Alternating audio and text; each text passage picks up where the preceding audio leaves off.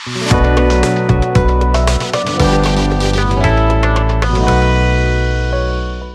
बच्चों, समर्थ फैमिली में आपका स्वागत है। तो बच्चों, लास्ट वाली जो क्लास में अपन ने टॉपिक पढ़ा था वो था डिस्टेंस बिटवीन टू लाइंस। आज की इस क्लास में अपन जो टॉपिक डिस्कस करेंगे वो है कोप्लेनरिटी ऑफ टू लाइंस, और जो दूसरा टॉपिक रहेगा point of intersection of two lines. दूसरा टॉपिक अपना ये रहेगा। तो चलिए आज की क्लास स्टार्ट करते हैं। ओके बेटा, जो पहला टॉपिक है अपना वो है कोप्लेनरिटी ऑफ टू लाइंस। इसमें जैसे मान लो वेक्टर फॉर्म ली मैंने, ओके जैसे सपोज करो वेक्टर फॉर्म है ना। वेक्टर फॉर्म में मान लो जो L1 है लाइन 1, उसका इक्वेशन है R vector is equal to A1 vector plus lambda times B1 vector, और जो दूसरी लाइन है वो है अपनी R vector is equal to A2 vector plus mu times B2 vector. ये दो लाइन होगी अपनी। अच्छा, ये कोप्लेनर कब होगी? कोप्लेनर यानी कि एक प्लेन के अंदर। तो सपोज करो आपके पास ये प्लेन है, ये प्लेन हो गया। अच्छा, इसमें दो लाइन ले लो, है ना। मान लो ये L1 हो गई और दूसरी लाइन सपोज करो ये लाइक दिस, ये L2 हो गई, है ना।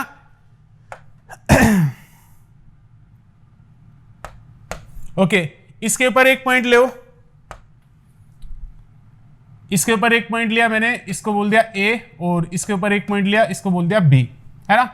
इसकी जो डायरेक्शन है L1 की डायरेक्शन, लैम्डा के साथ जो लिखा रहता है वो लाइन की डायरेक्शन होती है। तो यहां पर L1 की जो डायरेक्शन होगी वो क्या होगी? B1 vector. ऐसे ही L2 की जो डायरेक्शन होगी वो क्या होगी? B2 वेक्टर होगी। तो यहां पर इसकी डायरेक्शन है B1 वेक्टर और इसकी डायरेक्शन है B2 वेक्टर। यहां तक आ गया। अच्छा, जो ये A पॉइंट है इसका नाम है A1 वेक्टर, और जो B पॉइंट है इसका पोजीशन वेक्टर है A2 वेक्टर। डन। अच्छा, अब मैंने आपको एक कंसेप्ट पढ़ाया था वेक्टर के अंदर, याद करो क्या था। जैसे ये प्लेन है कोई, है ना, और इस प्लेन में तीन वेक्टर पड़े हैं like this, vector A, vector B, और ये हो गया आपका वेक्टर C। तो ये तीनों कैसे है? कोप्लेनर है। तो इनका scalar triple product, it means A dot B cross C, वो क्या आता था? 0 आता था। ये कब आता था? जब तीन वेक्टर कोप्लेनर होते थे। जब तीन वेक्टर कैसे होते थे? कोप्लेनर। तो यहां पर A वेक्टर, B वेक्टर और C वेक्टर, यदि ये कोप्लेनर है तो A dot B cross C, ये कितना आएगा? 0। अब यहां पर लाइन के केस में क्या होगा?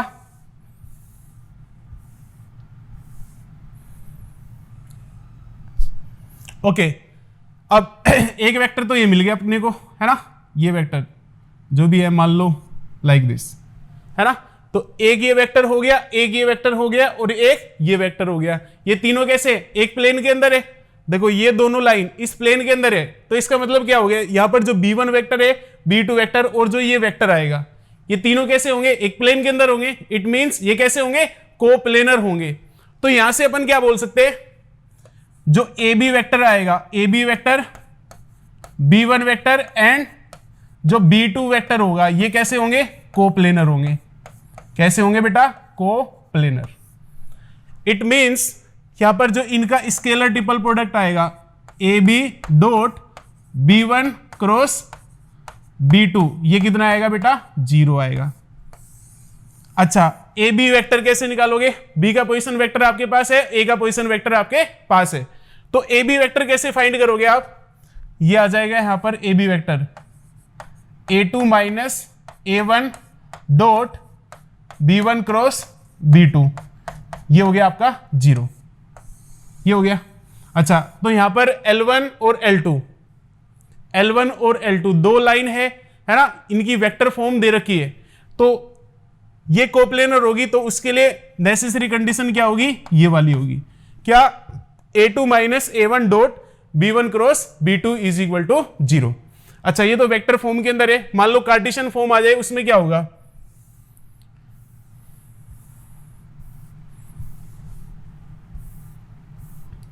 ओके बेटा, जैसे मान लो कार्टेशियन फॉर्म दे दे L1, है ना, x minus x1 upon A1 is equal to y minus y1 upon में b1 is equal to z minus z1 upon में c1। और जो दूसरी लाइन है L2 है ना, सपोज करो L2 है x माइनस x2 अपॉन में a2 is equal to y minus y2 upon में b2 is equal to z minus z2 upon में c2। ये दो लाइन दे रखी, किस फॉर्म में है ये? कार्टेशियन फॉर्म में। अच्छा, ये कोप्लेनर होगी तो इसके लिए क्या कंडीशन होगी, है ना? सपोज करो अगेन, है ना, आपके पास प्लेन है, ठीक है, ये इसको बोल दिया, है ना, इसको ले लिया L1 और इसको बोल दिया L2, ठीक है। अच्छा, L1 के ऊपर एक पॉइंट होगा, है ना, उसका नाम दे दिया A, और जो L2 के ऊपर एक पॉइंट होगा उसका नाम दे दिया B। अब बच्चों क्या होगा, जो L1 है, L1 के डायरेक्शन रेशियो दे रखे अपने को A1 B1 C1, तो इसके डायरेक्शन रेशियो पता चल गए A1 B1 C1, ठीक है। ऐसे ही जो L2 है इसके डायरेक्शन रेशियो क्या है, A2 B2 C2, इसके डायरेक्शन रेशियो पता चल गए। अब जो A पॉइंट है, A L1 के ऊपर पॉइंट क्या है, X1 Y1 Z1, और जो L2 के ऊपर पॉइंट है ना, वो पॉइंट है X2 Y2 Z2। अब L1 की डायरेक्शन पता चल गई, यानी कि उसके डायरेक्शन रेशियो पता चल गए। ऐसे ही L2 के डायरेक्शन रेशियो पता है अपने को, A2 B2 C2 है। अब यहां पर जो AB वेक्टर आएगा, AB वेक्टर, है ना, AB वेक्टर आएगा X2 minus X1 I cap plus Y2 minus Y1 J cap और plus Z2 minus Z1 K cap. ये तो AB वेक्टर आ गया। ऐसे ही ये डायरेक्शन होगी, मान लो L1 की डायरेक्शन है ना, L1 की डायरेक्शन है ये B1 वेक्टर और इसकी डायरेक्शन है B2 वेक्टर, ये है। अब यहां पर B1 वेक्टर कैसे निकालेंगे, देखो डायरेक्शन रेशियो पता है, जो डायरेक्शन रेशियो होते थे किसी वेक्टर के लिए, है ना, कोई भी वेक्टर हो उसके जो स्केलर कंपोनेंट होंगे वो क्या होते थे, डायरेक्शन रेशियो होते थे। तो यहां पर बेटा आप जो B1 वेक्टर है उसको फाइंड कर सकते हो, ये आएगा A1 I cap plus B1 J cap और प्लस का C1 K कैप, ये आएगा। ऐसे ही जो B2 वेक्टर आएगा, B2 वेक्टर कितना आएगा, देखो इसके डायरेक्शन रेशियो अपने को पता है ना, तो B2 vector A2 I cap plus B2 J cap plus C2 K cap, ये आ गया AB वेक्टर, B1 वेक्टर और B2 वेक्टर। ये तीनों कैसे है, कोप्लेनर है। ये तीनों वेक्टर कैसे है, कोप्लेनर। तो यहां पर AB dot B1 cross B2 vector, ये कितना आएगा, 0 आएगा। AB वेक्टर, B1 वेक्टर और B2 वेक्टर, ये तीनों कोप्लेनर वेक्टर है। इसका मतलब क्या हुआ, scalar triple product, AB vector, B1 vector और B2 वेक्टर, इनका स्केलर ट्रिपल प्रोडक्ट वो कितना आएगा, 0 आएगा। अच्छा, स्केलर ट्रिपल प्रोडक्ट को स्केलर ट्रिपल प्रोडक्ट को अपन डिटरमिनेंट से सोल्व करते थे। इसका वैल्यू कैसे फाइंड करते थे, देखो ये डिटरमिनेंट लिया इज इक्वल टू 0। अच्छा, AB वेक्टर है, उसके स्केलर कंपोनेंट R1 के अंदर आ जाएंगे, रो 1 के अंदर। तो यहां पर इसके स्केलर कंपोनेंट क्या आएंगे, ये आएगा X2 minus X1 Y2 minus Y1 और ये होगा बेटा Z2 माइनस Z1। ऐसे ही R2 के अंदर क्या आएंगे, B1 के scalar component, it means A1 B1 C1 और यहां पर आएगा A2 B2 C2। Is that clear?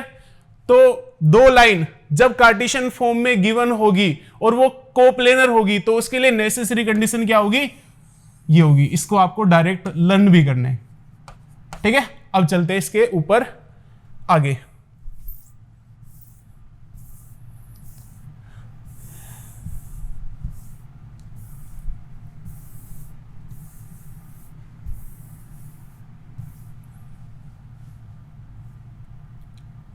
हाँ जी बेटा, इसमें क्वेश्चन देखते हैं, है ना। क्वेश्चन क्या है इसमें, सो दैट द लाइंस, ये कार्टेशियन फॉर्म में गिवन है और आपको प्रूव करना है कि ये कोप्लेनर है।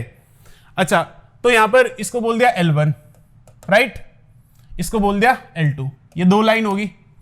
L1 के ऊपर पॉइंट है, सपोज करो L1 के ऊपर जो पॉइंट है उसका नाम दे दिया A, तो ए का वैल्यू क्या होगा, जो पॉइंट ए है 1 3 0।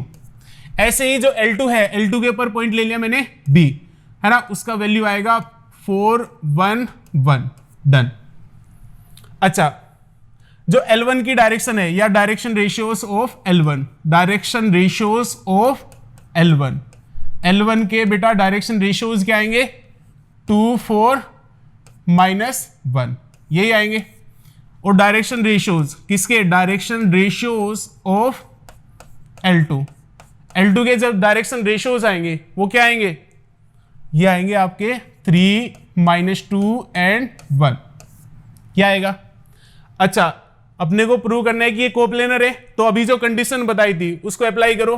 तो कंडीशन कौन सी थी, कंडीशन थी x2 - x1, y2 - y1, z2 - z1, यहां पर आता था a1 b1 c1 और यहां पर आता था a2 b2 c2। ये कितना होना चाहिए बेटा, 0 होना चाहिए। Is that clear. अब यहां पर देखो, ये तो x1 y1 z1 हो गया, और ये हो गया x2 y2 z2, और ये हो गया a1 b1 c1, और ये हो गया आपका a2 b2 c2। चलो इसका LHS लेते हैं बेटा, LHS। हाँ जी, x2 - x1 तो 4 - 1, ये कितना आ गया 3, 1 - 3, 1 - 3 कितना होता है -2, और 1 - 0 कितना आएगा 1। a1 b1 c1 ये हो गया आपका 2 4 -1। अच्छा, a2 b2 c2 ये कितना आएगा 3 - 2 1। ये डिटरमिनेंट आ गया। अच्छा, इस डिटरमिनेंट में क्या स्पेशलिटी है, क्या खूबी है इसके अंदर, देखो इसके R1 के एलिमेंट देखो और R3 के एलिमेंट देखो। R1 के एलिमेंट एंड R3 के एलिमेंट कैसे हो गए, सेम हो गए। इट मींस जो इसके R1 के एलिमेंट्स है और R3 के एलिमेंट्स है ये आइडेंटिकल हो गए। तो जब कोई भी दो रो या कोई भी दो कॉलम है ना, उनके एलिमेंट्स आइडेंटिकल हो जाते थे तो डिटरमिनेंट का वैल्यू क्या आता था, 0 आता था। तो यहां पर जो elements of R1 and R3 are identical, तो इसका मतलब क्या हो गया, इसका जो वैल्यू आएगा, इसका वैल्यू क्या आएगा 0 के इक्वल आएगा। ये किसके इक्वल आ गया, RHS। Hence prove. डन। अब चलते हैं इसमें क्वेश्चन नंबर नेक्स्ट पर।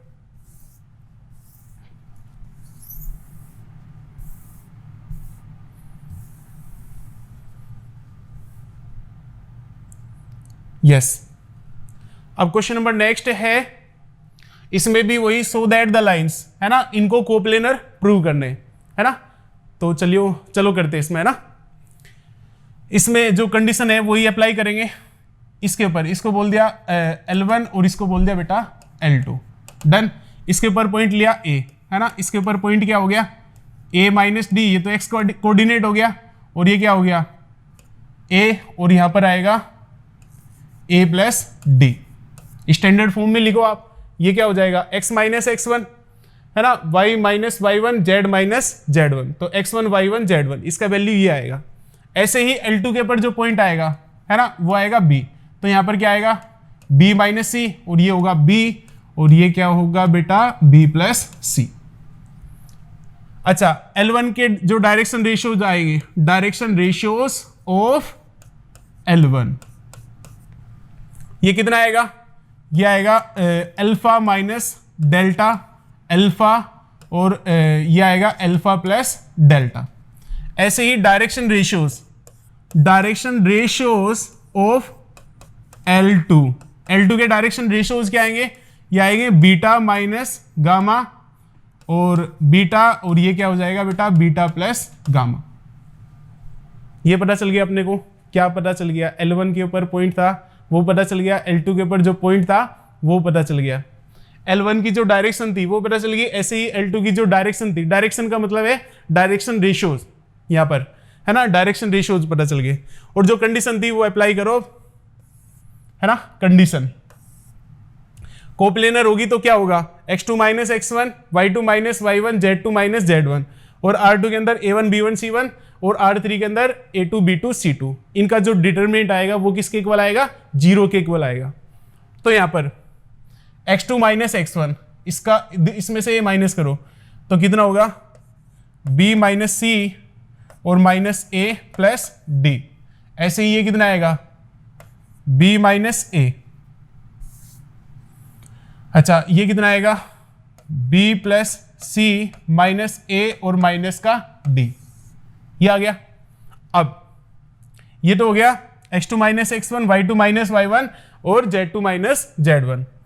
R2 के अंदर आएंगे है ना a1 b1 c1, तो यहां पर हो गया अल्फा माइनस डेल्टा अल्फा और ये हो गया अल्फा प्लस डेल्टा। यहां पर हो गया बीटा माइनस गामा बीटा और ये हो गया बेटा बीटा प्लस गामा। यहां तक आ गई बात समझ में। अब क्या हो रहा है देखो, यदि मैं है ना इसके एलिमेंट देखो C1 के और इसके एलिमेंट देखो C3 के, यदि मैं इन दोनों को ऐड करूं, इसको और इसको ऐड करूं, तो क्या होगा D पिक्चर से गायब हो जाएगा और क्या गायब होगा C पिक्चर से गायब होगा। ऐसे ही यहां पर डेल्टा पिक्चर से गायब होगा और यहां पर गामा पिक्चर से गायब होगा। तो मैं क्या करता हूं ऑपरेशन लगाते हैं इस डिटरमिनेंट के अंदर। क्या ऑपरेशन लगाएंगे जी बेटा, C1 के अंदर क्या करो आप C1 plus C2 C1 plus C3 करो। C3 है ना ये, तो C1 के अंदर क्या ऑपरेशन लगाया C1 प्लस C3। चलो तो यहां पर बेटा इसको और इसको प्लस करेंगे तो क्या आएगा देखो, C से C कैंसिल हो जाएगा, ऐसे ही D से D कैंसिल हो जाएगा, B माइनस ए 2 बार मिलेंगे तो ये हो जाएगा ट्वाइस ऑफ B माइनस ए और यहां पर कितना आएगा डेल्टा कैंसिल हो गया तो ये बचेगा 2 अल्फा और ऐसे ही यहां पर गामा कैंसिल हो जाएगा तो ये क्या बचेगा 2 बीटा बचेगा। डन। अच्छा C2 का element as it is B minus A alpha beta और ये कितना आएगा, ये आएगा B plus C minus A minus D और ये होगा अल्फा प्लस डेल्टा और यहां पर आएगा बीटा प्लस गामा। यहां तक समझ में आ गया। अब देखो जो C1 है, C1 के अंदर जो ये 2 एलिमेंट है ये कॉमन आ जाएगा, तो जो 2 है वो C1 से कॉमन निकालो। तो कॉमन निकालने के बाद देखोगे C1 के जो एलिमेंट है और C2 के एलिमेंट वो क्या हो गए आइडेंटिकल हो गए, है ना। जब 2 कॉलम के एलिमेंट्स आइडेंटिकल हो जाते हैं तो डिटरमिनेंट का वैल्यू क्या होता है 0 होते हैं। अच्छा ओके जी बेटा, तो इसमें क्या करो C1 से 2 कॉमन निकाल लो, तो 2 कॉमन निकालेंगे तो क्या बचेगा B माइनस ए, ये बचेगा अल्फा और ये बचेगा बीटा और यहां पर आएगा B माइनस ए और यहां पर आएगा आपका अल्फा और ये आएगा बीटा, यहां पर आएगा B plus C minus A minus D. ऐसे ही अल्फा प्लस डेल्टा और बीटा प्लस गामा, ये आया। अब यहां पर जो C1 है और C2 है इन दोनों के एलिमेंट्स कैसे हो गए आइडेंटिकल, तो इसका मतलब क्या हो गया इस डिटरमिनेंट का वैल्यू क्या आएगा 0। Since elements of C1 and C2 are identical therefore value of this determinant will be equal to 0। तो हेंस इसका जो वैल्यू आएगा वो क्या आएगा 0 आएगा। डिटरमिनेंट का वैल्यू 0 आ गया, इसका मतलब क्या हो गया ये दोनों लाइन कैसी होगी कोप्लेनर होगी। यही अपने को प्रूव करना था। अब इसमें चलते हैं आगे।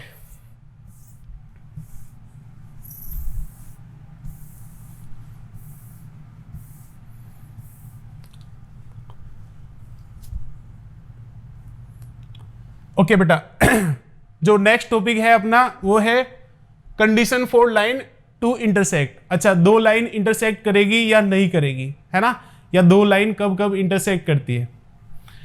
तो condition for line to intersect, है ना, या point of intersection of 2 lines, है ना, 2 लाइन के बीच में पॉइंट ऑफ इंटरसेक्शन कैसे फाइंड करते हैं।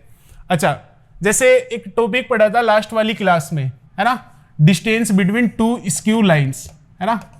तो डिस्टेंस बिटवीन 2 स्क्यू लाइंस या शॉर्टेज डिस्टेंस कितना आया था, शॉर्टेज डिस्टेंस का फॉर्मूला था, है ना, A2 minus A1 vector dot B1 cross B2 vector और अपॉन में B1 क्रॉस B2 इसका मैग्नीट्यूड।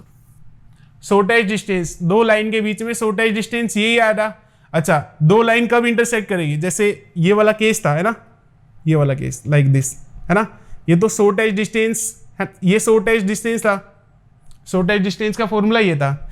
अच्छा, यदि शॉर्टेज डिस्टेंस क्या हो जाए, जीरो हो जाए, तो ये ऐसे मीट करेगी, तो उस केस में क्या होगा, लाइन कैसी होगी, इंटरसेक्टिंग होगी। तो यहां पर यदि इसका वैल्यू क्या आ जाए, जीरो आ जाए, तो लाइन कैसी होगी, इंटरसेक्टिंग। तो यही कंडीशन है, condition for line to intersect. तो यदि इसका वैल्यू क्या आ जाए, इसका वैल्यू क्या आ जाए, a2 माइनस, देखो ये तो मैग्नीट्यूड है, ये तो जीरो होगा नहीं, डॉट प्रोडक्ट जीरो आ सकते हैं, तो a2 minus a1 dot b1 cross b2, ये जो है ना, इनका डॉट प्रोडक्ट कैसा आ जाए, यदि ये जीरो आ जाए, ये कैसा आ जाए, जीरो आ जाए, तो लाइन क्या करेगी, इंटरसेक्ट करेगी, लाइन क्या करेगी, इंटरसेक्ट करेगी, क्योंकि शॉर्टेज डिस्टेंस, है ना, यदि लाइन इंटरसेक्ट करी तो शॉर्टेज डिस्टेंस कितना आएगा, जीरो आएगा। शॉर्टेज डिस्टेंस जीरो कब आएगा, जब इसका वैल्यू क्या आ जाएगा, जीरो आएगा। तो condition for line to intersect, तो लाइन के इंटरसेक्ट करने की नेसेसरी कंडीशन क्या होगी आपकी, ये होगी। अच्छा, अब इससे तो अपने को ये पता चलेगा कि लाइन इंटरसेक्ट करती है या नहीं करती। मान लो इसका वैल्यू जीरो आ रहा है तो लाइन इंटरसेक्टिंग होगी, अदरवाइज नॉट इंटरसेक्टिंग होगी। अच्छा, मान लो इंटरसेक्टिंग है, सपोज इंटरसेक्टिंग है, फिर पॉइंट ऑफ इंटरसेक्शन कैसे फाइंड करते हैं ना, तो इसको क्वेश्चन से समझते हैं ना।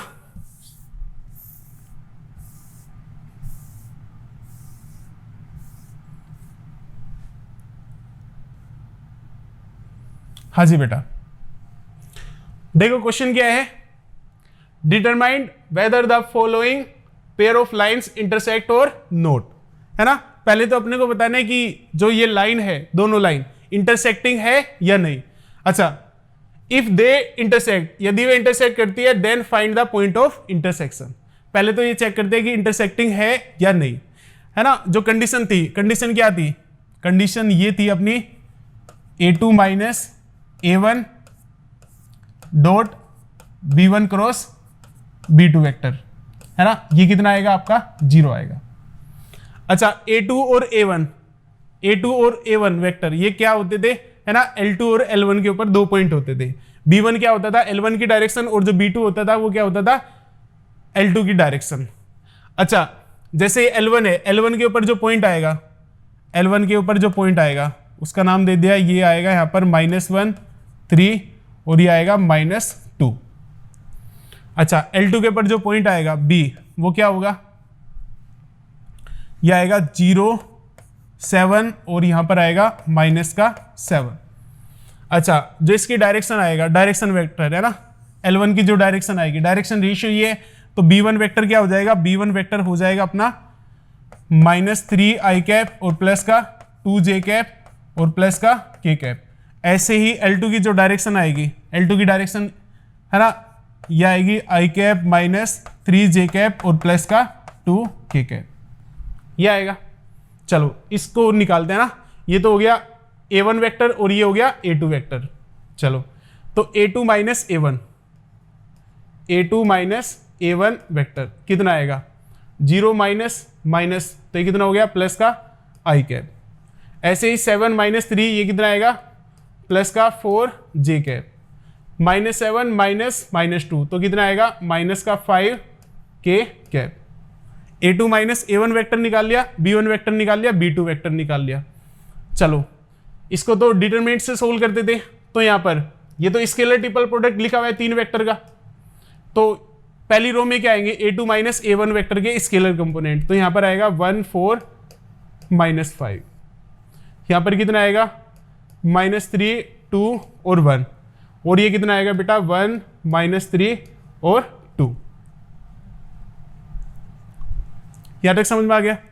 अच्छा, इस डिटरमिनेंट को सोल्व करो आप, तो 1 इंटू में ये गया, ये गया, 2 2 जा 4, 4 प्लस 3 ये कितना आएगा 7,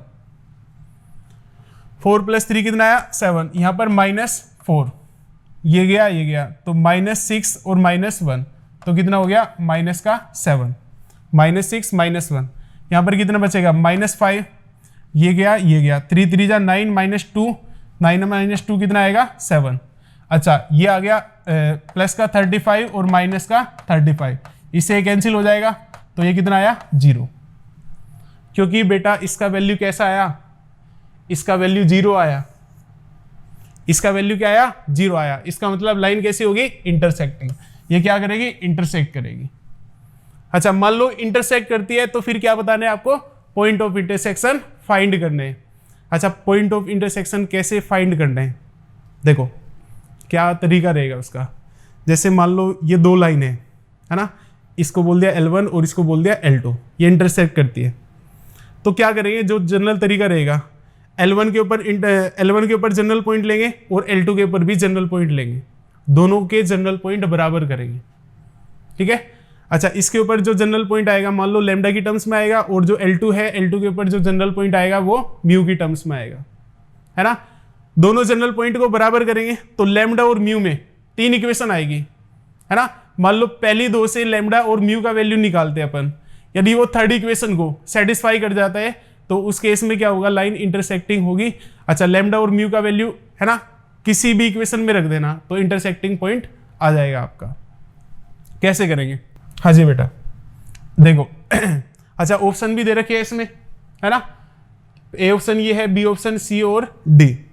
तो क्या करते हैं अपन, जो L1 है ना, L1 के ऊपर जनरल पॉइंट लो, है ना, general point on L1 suppose करो। अच्छा मान लो ये लैम्डा के इक्वल है, तो जनरल पॉइंट क्या हो जाएगा इसके ऊपर, -3 लैम्डा और माइनस का 1, ये तो x कोऑर्डिनेट आएगा, और y कोऑर्डिनेट कितना आएगा 2 लैम्डा प्लस 3, ऐसे ही z कोऑर्डिनेट कितना आएगा लैम्डा और माइनस का 2। अच्छा जनरल पॉइंट निकालो किसके ऊपर, जनरल पॉइंट ऑन L2। बेटा L2 के ऊपर जनरल पॉइंट कैसे आएगा, मान लो ये म्यू के इक्वल है, किसके इक्वल है, म्यू, तो ये हो गया म्यू, है ना, -3 म्यू और प्लस का 7, और ये कितना आएगा 2 म्यू माइनस का 7। तो क्या किया, L1 और L2, है ना, दोनों के ऊपर जनरल पॉइंट निकाल लिया। यदि दोनों के जनरल पॉइंट बराबर हो जाए तो उसी केस में तो इंटरसेक्टिंग होगी, तो इंटरसेक्टिंग होगी, है ना। यदि L1 और L2 इंटरसेक्ट करती है तो दोनों के जनरल पॉइंट बराबर करो। तो यहां पर जो x कोऑर्डिनेट है, x कोऑर्डिनेट ये है बेटा, इसको इसके बराबर करो, तो यहां से कितना आएगा -3 लैम्डा और -1, ये किसके बराबर आ गया, ये आ गया म्यू के इक्वल। ऐसे ही 2 लैम्डा प्लस 3, ये किसके इक्वल आ गया, ये आ गया -3 म्यू और प्लस का 7, और ऐसे ही लैम्डा -2, ये किसके इक्वल आ गया 2 म्यू माइनस 7। देखो बेटा 1 2 और 3, लैम्डा और म्यू में 3 इक्वेशन बनी। अब तीनों में से कोई भी 2 सोल्व कर लो। लैम्डा और म्यू का वैल्यू मान लो थर्ड इक्वेशन को सेटिस्फाई करते हैं तो इसका मतलब इंटरसेक्टिंग होगी, है ना। अच्छा जनरल पॉइंट में मान लो लैम्डा का वैल्यू आ गया, इसमें वैल्यू रख दोगे तो इंटरसेक्टिंग पॉइंट आ जाएगा, और मान लो म्यू का वैल्यू इसमें रख दोगे तो सेम इंटरसेक्टिंग पॉइंट L2 से आएगा। चलो इन दोनों को सोल्व करते हैं। इन दोनों को सोल्व करेंगे तो क्या आएगा, यहां से इसको उधर ले जाओ, ये हो जाएगा mu plus 3 lambda is equal to -1, और ये हो जाएगा 3 म्यू प्लस का 2 लैम्डा और इज इक्वल टू 4।